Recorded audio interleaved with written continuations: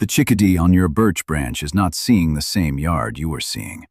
Not the same feeder, not the same flowers, not the same face.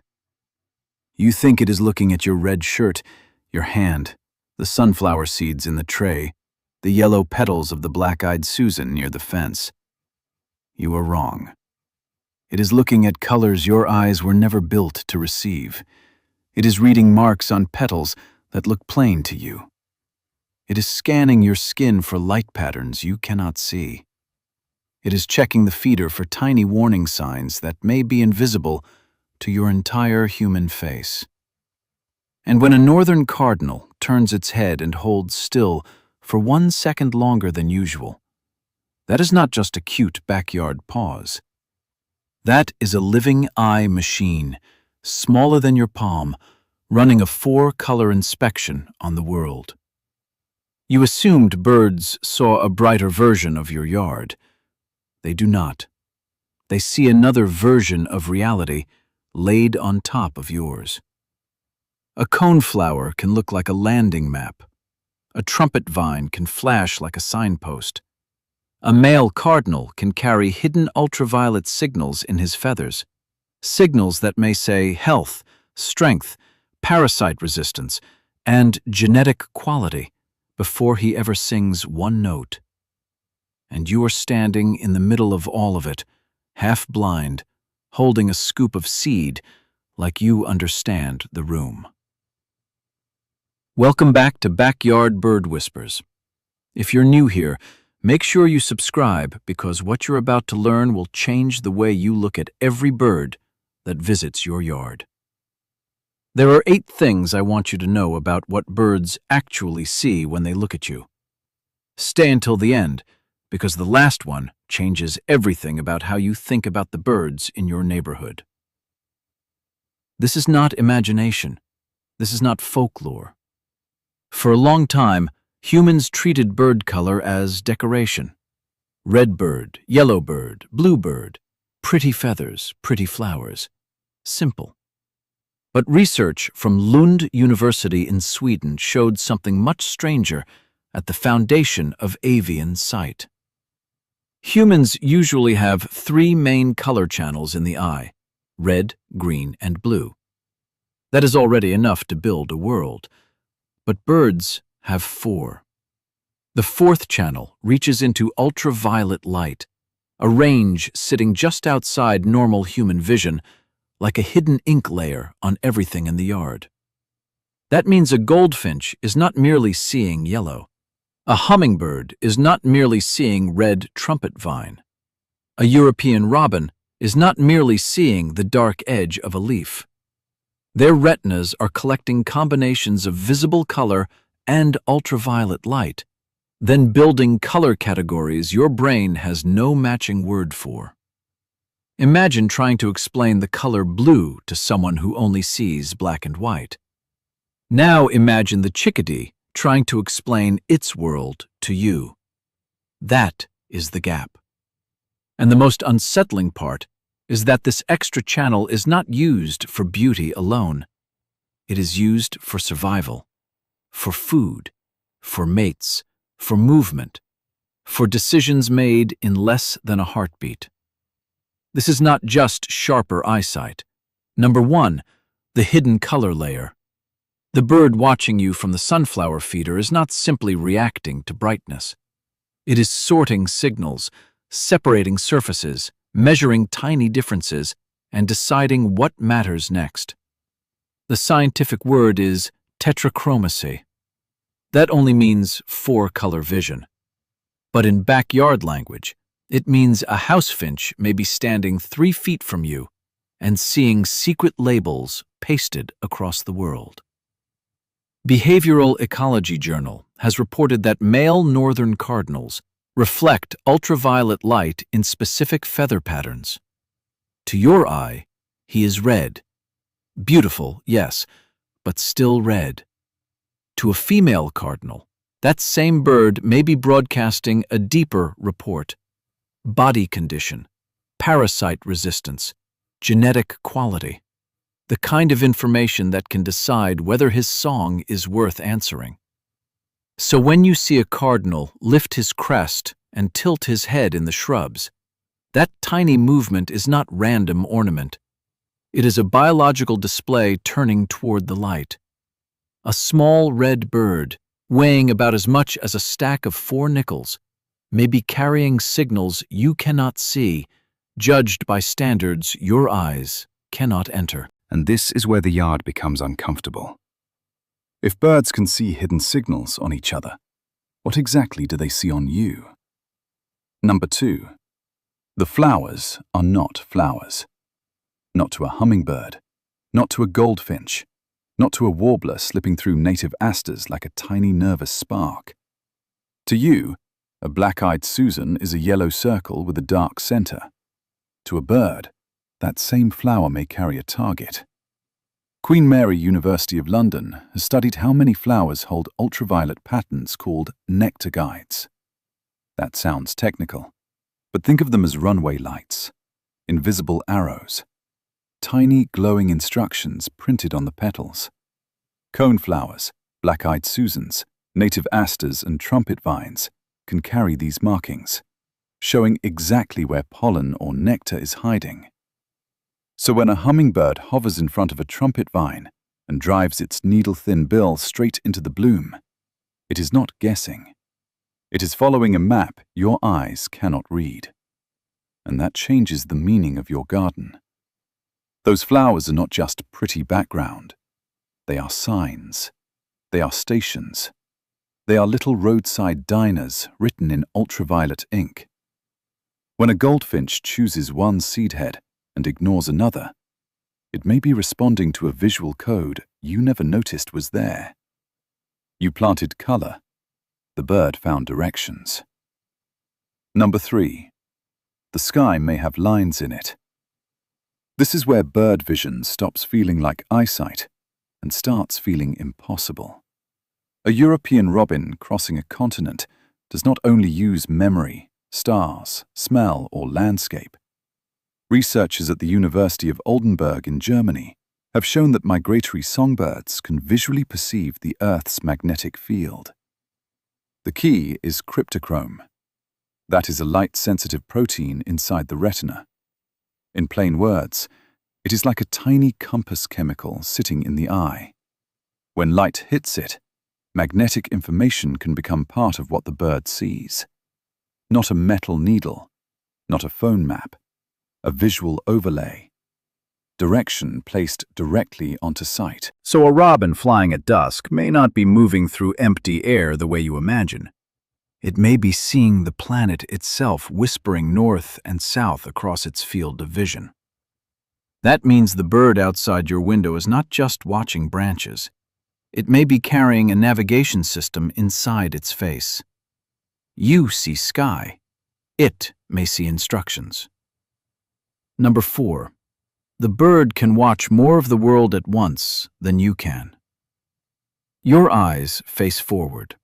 Your attention behaves like a flashlight, useful, focused, limited. But many songbirds live inside a wider visual dome. Avian eye anatomy shows that humans have a visual field of about 180 degrees, while songbirds can see 300 degrees or more. That means a chickadee on a birch twig may be looking at the feeder, the hedge, your shoulder, and the shadow of a raptor all in the same moment. And the sharpness is not casual. The center of the human fovea has roughly 200,000 photoreceptor cells per square millimeter. Raptors can reach up to 1 million. 1 million, packed into an area smaller than a pinhead. Many birds also carry 2 foveas, 2 high-detail zones, allowing them to inspect different parts of the world with brutal precision. So when a bluebird sits still near you, that stillness may not mean comfort only. It may mean calculation. It may be using your body as cover while it watches for danger from another angle. You thought it was resting beside you. It may have quietly chosen you as a wall. Number 5. The eye has filters built inside it. Stay with me because this one changes how you think about bird vision entirely. Because the fourth color channel is only the beginning. Inside avian photoreceptor cells are tiny structures called oil droplets. That sounds small, almost boring. But these droplets act like microscopic color filters, fine-tuning the light before the signal ever reaches the brain. Think of them like tinted glass beads inside the eye. One filter sharpens one range. Another filter blocks noise. Another separates two colors that would blur together for you. Avian computational vision modeling suggests these oil droplets help birds discriminate very specific spectral signatures. That means a warbler may not just see a leaf, it may see the exact light difference between the upper surface, the underside, the insect mark, and the flower edge beside it. A goldfinch may not just see a native aster, it may separate petal, pollen, stem, shadow, and ultraviolet guide with a precision that makes your vision look muddy. And this is not luxury. Small birds live by fast decisions. One wrong landing spot can cost energy.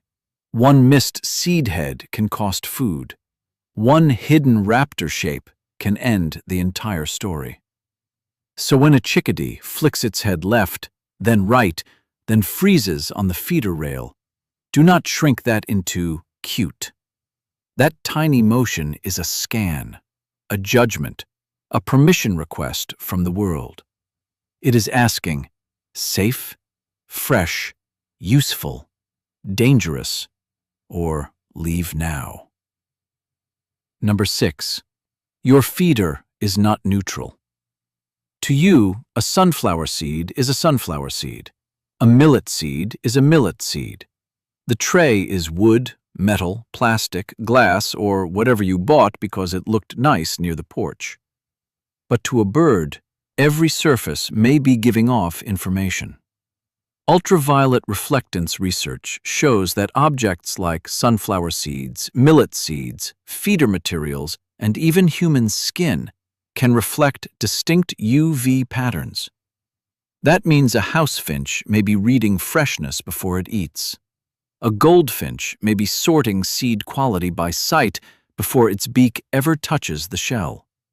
A chickadee may notice microscopic feeder mold as a visual warning, like a bad smell turned into light. And your skin is part of the picture too. Sun exposure changes the way skin reflects ultraviolet light. So the birds that visit every morning may not just recognize your shape. They may see tiny differences between your wrist, your face, your hands, and the side of your arm that caught yesterday's sun. That is the uncomfortable intimacy of it. You step outside thinking you are the observer. But the bluebird on the fence may already be reading your surface history. Where you stood, how long you were outside, whether your hand belongs to the same safe giant that filled the feeder yesterday. This is the one that stays with people. Number 7. A bird may see danger before you know danger is there. There is a reason a chickadee can vanish before you even hear the hawk. There is a reason a bluebird may drop low into the hedge while your yard still feels calm. The bird is not being dramatic. It is living inside a visual system tuned for survival. A raptor overhead is not just a shape. It is angle, speed, contrast, shadow. A change in the sky that passes through avian eyes faster than your attention can assemble the sentence, something moved. With wider visual fields, dense retinal cells, ultraviolet sensitivity, and 2 focus zones in many species, birds are not waiting for the world to become obvious. They are catching the world while it is still a hint. And sometimes, your presence becomes part of that safety calculation. A chickadee may land closer to your chair because a Cooper's hawk is less likely to dive where a human is moving. A robin may feed near your garden path because you accidentally became a shield. Not a friend in the human sense, not a pet. A temporary wall of risk reduction. And when it chooses that wall instead of the empty fence, it has chosen you over raw instinct for one quiet second. Number 8.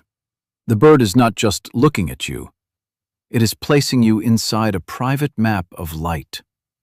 Your yard is not one scene to it. It is layered. Visible color, ultraviolet markings, feather signals, seed signals, flower directions, skin reflections, magnetic cues, predator angles. Every visit becomes a small test of what changed and what stayed safe. That means the northern cardinal on the fence is not merely a red bird in a pretty moment. The chickadee near your hand is not merely brave. The hummingbird at the trumpet vine is not merely fast. They are living inside a reality that is richer, sharper, wider, and stranger than the one your eyes deliver to you. And the most humbling part is this. When a bird stays near you, it may not be ignoring its wildness. It may be using every hidden layer of vision it has and deciding, for now, you belong in the safe part of the picture. The practical steps are simple. Start by making yourself predictable. Move slowly near the feeder. Refill at the same time when you can. Keep the tray clean because mold may be visible to birds long before it looks disgusting to you. Plant coneflowers, black-eyed Susans, native asters, and trumpet vines where sunlight can reach them. Then, give the birds distance. Let a chickadee look without being chased by your excitement. Let a cardinal pause without you stepping closer. That is the art of permission.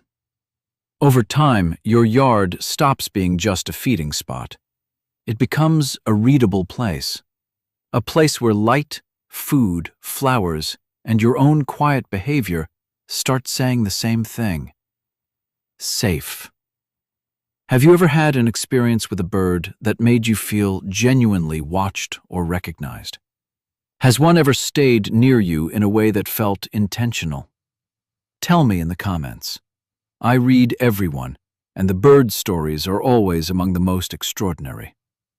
I'll see you in the next one.